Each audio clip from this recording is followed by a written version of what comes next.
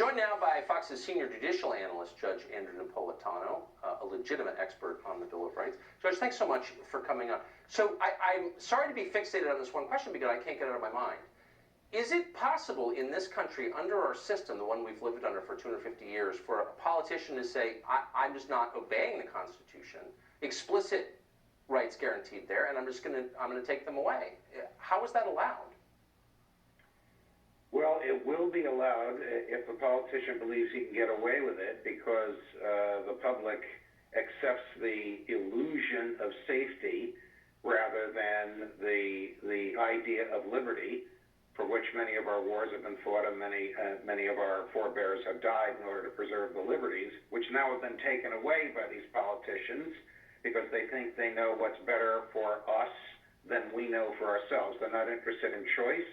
They're not interested in the Bill of Rights. They're not interested in their oath to uphold the Bill of Rights. Tucker, the constitutional guarantees, free speech, free press, the right to assemble, the right to worship, are only as good as the human beings in whose hands we have reposed the Constitution for safekeeping. That's right. And the governors that you have referred to in Maine, in New Jersey, in Illinois, in California, have no regard for the Constitution because they have public sentiment behind them, because they've scared the daylight out of the public, and very few people, unlike the mayor, God bless him, he's willing to do this, are willing to stand up and say, enough. Then may I ask a question? If our politicians have no regard for the Bill of Rights, upon which the country is founded, of course, then why should the rest of us have any regard for their orders?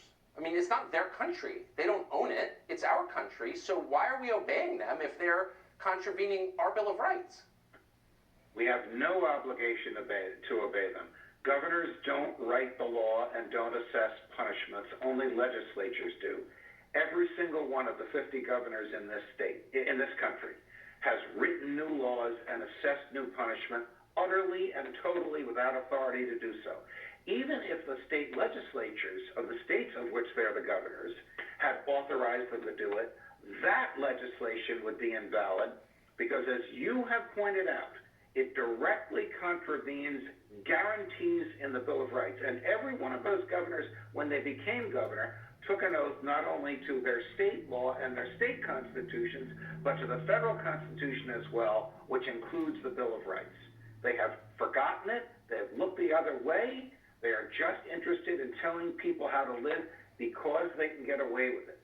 It will take a determined minority, like the mayor of Newport Beach, like some of the people that you and I know, pushing hard to point out how they're violating what we have hired them to do.